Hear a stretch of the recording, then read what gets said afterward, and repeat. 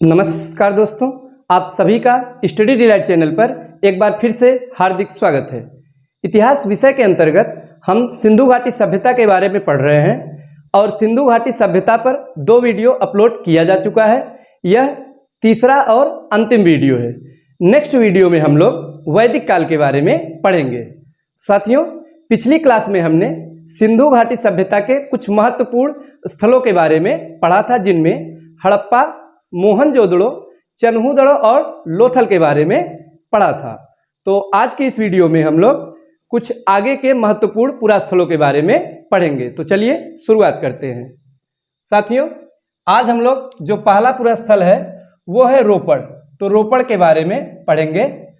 तो रोपड़ जो है यह वर्तमान में कहाँ पे स्थित है? तो भारत के पंजाब राज्य में स्थित है। और अगर नदी की बात की जाए तो सतलज नदी के किनारे स्थित है। तो बताइए कि अगर परीक्षा में पूछा जाएगा कि रोपड़ जो स्थल है, पूरा स्थल, वो किस नदी के किनारे स्थित है, तो सतलज नदी के किनारे स्थित है। और राज्य कौन सा है? तो पंजाब राज्य है। अब खुदाई की बात करें कि इसकी खुदाई किसने करवाया था, तो यज्ञदत्त शर्मा ने करवाया था और डेट है 1953 ईस्वी में। साथियों, रोपड़ जो स्थल है वो किस राज्य में स्थित है? तो पंजाब राज्य में स्थित है। नदी की बात की जाए तो सतलज नदी है और इसकी खुदाई किसने किया था? तो यज्ञदत्त शर्मा ने इसकी खुदाई की थी। अब हम जानेंगे कि रोपड़ से क्या मिला है जहां से परीक्षा में प्रश्न बनता है। तो साथियों, रोपड़ से मनुष्य के साथ पालतू कुत्ते का शव मिला है। याद रखिएगा, मनुष्य के साथ में पालतू कुत्ते का जो शव मिला है वो कहां से मिला है? तो रोपड़ से मिला है। और इसके साथ ही साथ तांबे की कुल्हाड़ी भी यहीं से मिली है। तो साथियों, तांबे की कुल्हाड़ी और मनुष्य के साथ जो कुत्ते का शव मिला है, इसका साक्ष्य हमें कहां से मिलता है? तो रोपड़ से मिलता है। अब देखिए, यहाँ पे तांबे का जिक्र हुआ है तो आप लोगों को ये हम बताते चले कि सिंधु घाटी सभ्यता, यानी कि जो सिंधु घाटी सभ्यता के लोग थे, ये तांबे का प्रयोग करते थे। तांबे और कांसे का, जो कांस्य धातु है, इसका प्रयोग करते थे। इन्हें जो है लोहे का ज्ञान नहीं था। प्रश्न परीक्षा में बनता है कि क्या सिंधु घाटी सभ्यता के लोग लोहे से परिचित थे? तो आप क्या बताएंगे? नहीं परिचित थे। तो किससे परिचित थे, यानी कि किस धातु का प्रयोग करते थे? तो वो है तांबे की धातु, यानी कि तांबा या कांसा का प्रयोग ये लोग करते थे। तो देखिए, रोपड़ से क्या क्या प्रश्न बनता है कि रोपड़ कहाँ स्थित है? तो आप लोग बताइएगा। पंजाब में है। नदी कौन सी है? तो सतलज नदी है। और खुदाई किसने करवाया? तो यज्ञदत्त शर्मा ने खुदाई करवाया और मनुष्य के साथ साथ कुत्ते का जो है यहां से शव मिला है। अब हम आगे बात करेंगे बनावली के बारे में। साथियों, बनावली, कहीं कहीं आपको बनवाली भी मिलेगा। तो बनावली जो है यह वर्तमान में कहाँ पे है? तो हरियाणा राज्य में। याद रखिएगा, यह अपने भारत के हरियाणा राज्य में स्थित है। और अगर खोजकर्ता की बात की जाए कि बनावली की खोजकर्ता कौन थे, तो रविंद्र सिंह बिष्ट थे। तो बनावली जो है वो कहाँ पे स्थित है? वर्तमान समय में हरियाणा राज्य में स्थित है। और खोजकर्ता तो रविंद्र सिंह बिष्ट ने इसकी खोज की थी।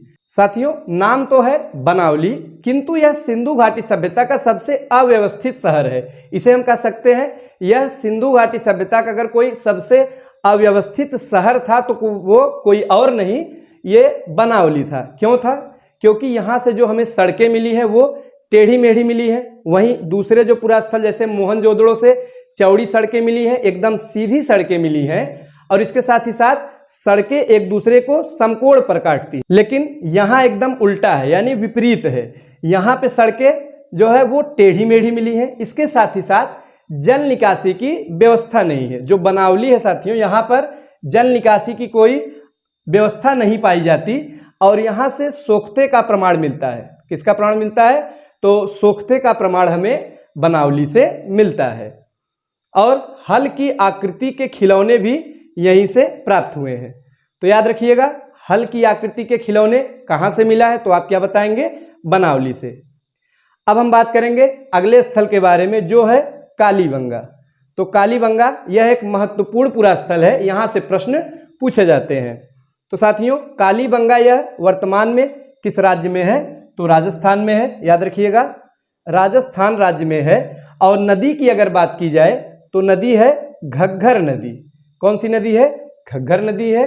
और खोजकर्ता अमलानंद घोष थे। तो साथियों जो कालीबंगा है यह कहाँ पे स्थित है?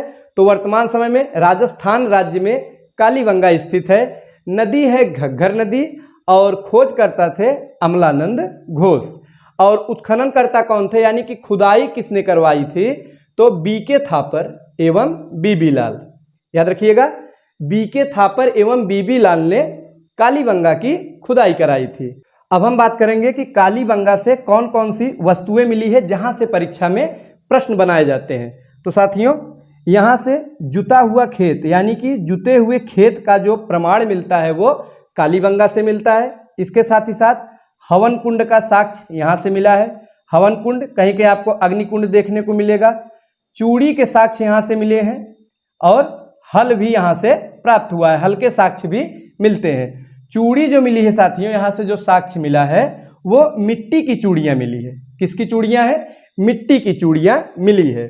तो कालीबंगा से एक ही प्रश्न है जो कई बार परीक्षा में पूछा जाता है, वो ये है कि जुता हुआ खेत का जो साक्ष्य है। साथियों बार बार परीक्षा में पूछा गया है, तो आप लोग याद रखिएगा अगर पूछा जाएगा कि जुते हुए खेत का साक्ष्य हमें सिंधु घाटी सभ्यता के किस स्थल से मिलता है, तो आप क्या बताएंगे? कालीबंगा। याद रखिएगा कालीबंगा से जुते हुए खेत का प्रमाण मिलता है। अब हम देखेंगे धौलावीरा के बारे में। साथियों ये जो धौलावीरा है यह कहाँ स्थित है? तो वर्तमान समय में गुजरात में स्थित है। और गुजरात में कहाँ? तो कच्छ के रण में स्थित है। याद रखिएगा धौलावीरा कहाँ स्थित है? तो वर्तमान में गुजरात राज्य में स्थित है और गुजरात में कच्छ के रण में। तो एक प्रश्न ये भी बनता है कि सिंधु घाटी सभ्यता का अधिकांश पुरा स्थल भारत में किस राज्य में मिलता है? तो याद रखिएगा साथियों वो कोई और राज्य नहीं बल्कि गुजरात राज्य ही है। ये जो गुजरात राज्य है यहाँ से सिंधु घाटी सभ्यता का कई स्थल प्राप्त हुआ है। अब आगे देखेंगे कि यहाँ से क्या मिला है, तो उन्नत जल प्रबंधन के साक्ष्य यहीं से मिलते हैं। तो उन्नत जल प्रबंधन यानी क्या?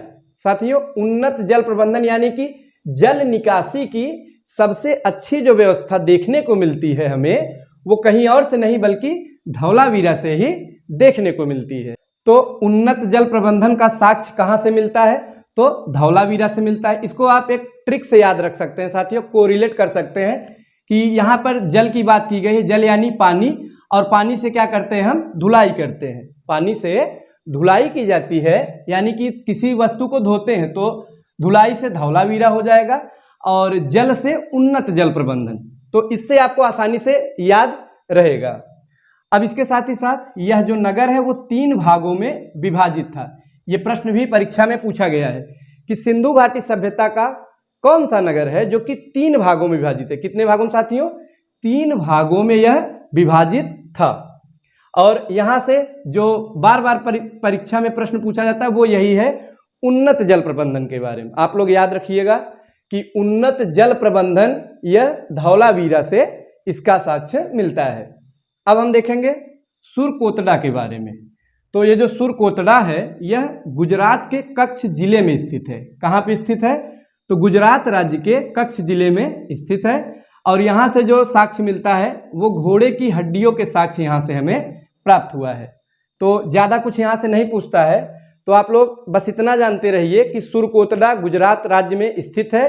और जो प्रश्न बनता है वो है घोड़े का साक्ष्य। कभी कभी परीक्षा में देता है कि घोड़े का साक्ष्य कहाँ से मिलता है या घोड़े की हड्डी कहाँ से प्राप्त हुई है, तो सुरकोटड़ा से ही प्राप्त हुआ है। याद रखिएगा घोड़े की हड्डी सुरकोटड़ा से ही मिली है। अब आगे है राखी गढ़ी के बारे में।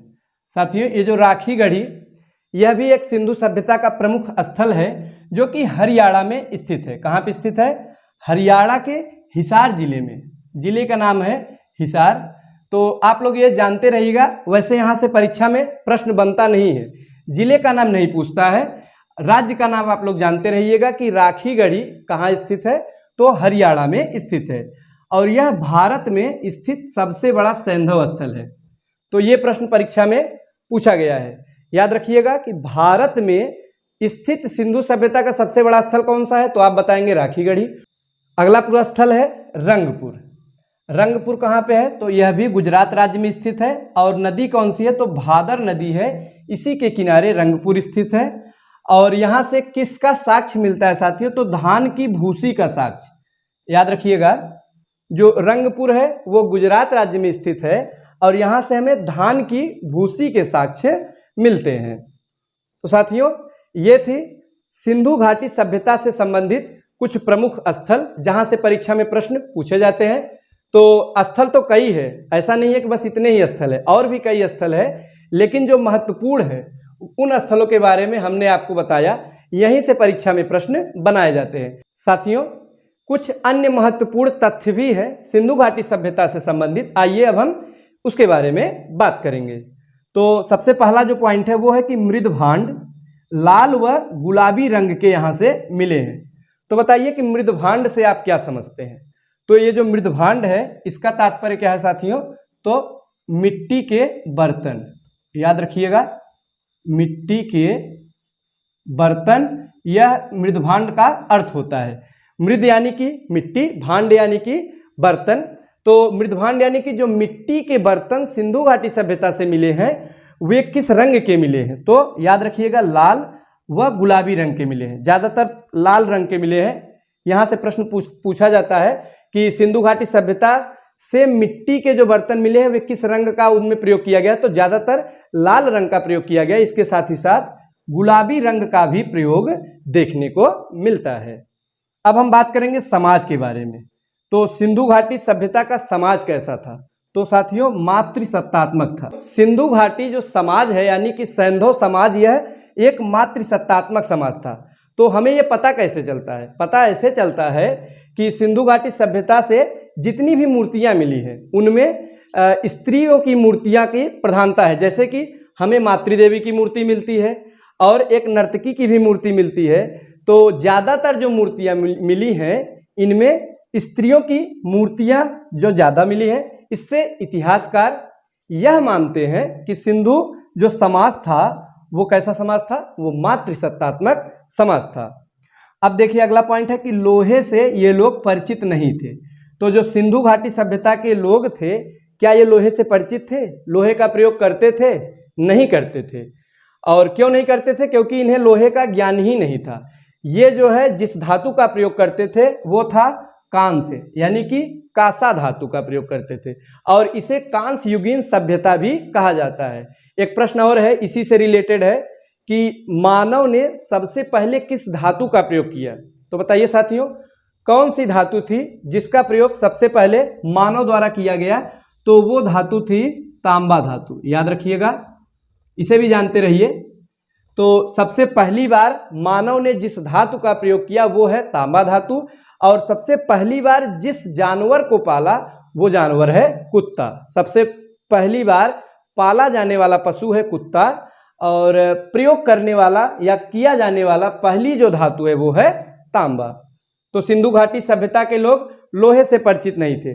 लोहे से परिचित कौन थे? यानी कि पहली बार लोहे का साक्ष्य हमें कहाँ से मिलता है? तो साथियों, जो हम अगली क्लास में पढ़ेंगे यानी कि वैदिक काल। तो वैदिक काल में लोहे का प्रमाण मिलता है। तो लोहे का प्रमाण सबसे पहले किस काल में देखने को मिलता है? यानी कि कौन से काल के लोग थे जो कि लोहे से परिचित थे? तो वैदिक काल के लोग यानी आर्य। तो आर्य जो है वे लोहे से परिचित थे, यानी कि लोहे का प्रयोग करते थे। किंतु सिंधु घाटी सभ्यता के लोग लोहे से परिचित नहीं थे। अब हम बात करेंगे कि पतन का कारण क्या था। साथियों, कोई भी सभ्यता हो जिसका जन्म होता है, विकास होता है, उसका पतन भी होता है। तो पतन के कुछ कारण भी होते हैं। तो सिंधु घाटी सभ्यता का पतन का क्या कारण था? तो आइए जानते हैं।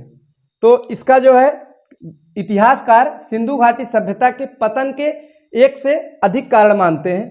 कुछ विद्वानों का मानना है, जो इतिहासकार हैं, कि सिंधु घाटी सभ्यता का जो पतन का कारण था वो बाढ़ था। यानी कि ऐसा माना जाता है कि बाढ़ से ही सिंधु घाटी सभ्यता का पतन हुआ।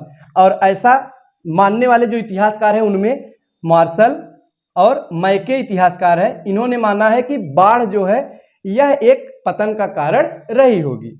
और कुछ लोगों का मानना है कि आर्यों का आक्रमण यानी कि बाह्य आक्रमण, इनमें है मार्टिन व्हीलर। साथियों, मार्टिन व्हीलर ऐसा मानते हैं कि सिंधु घाटी सभ्यता, इसका जो पतन हुआ था वो आर्यों का आक्रमण के कारण हुआ था। यानी आर्य जब आते हैं तो वे आक्रमण करते हैं और इस सभ्यता का पूरी तरह से विनाश कर देते हैं, तो ये एक पतन का कारण मानते हैं। वहीं कुछ अन्य कारणों में है महामारी। क्या है साथियों? महामारी है। तो कुछ विद्वान ऐसा मानते हैं कि कोई महामारी, जैसे प्लेग है, तो इस प्रकार की कोई ऐसी बीमारी आई होगी, महामारी आई होगी, जिससे कि सिंधु सभ्यता का पतन हुआ होगा। साथियों, निष्कर्ष क्या निकलता है?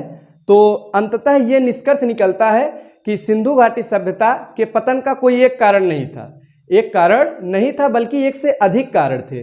तो इतिहासकार को मानना है कि या तो बाढ़ आई होगी या कोई महामारी आई होगी। कुछ लोग मानते हैं कि आर्यों का आक्रमण हुआ था, इसलिए ये जो है इस सभ्यता का पतन हुआ। लेकिन जो ज़्यादातर लोग मानते हैं वो बाढ़ अथवा कोई महामारी को इसके पतन का कारण माना जाता है।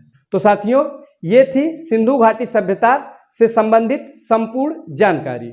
अब हम नेक्स्ट वीडियो में वैदिक काल के बारे में पढ़ेंगे और ये जानेंगे कि वैदिक सभ्यता यानी वैदिक काल कैसा था, वो नगरीय सभ्यता थी कि ग्रामीण सभ्यता थी।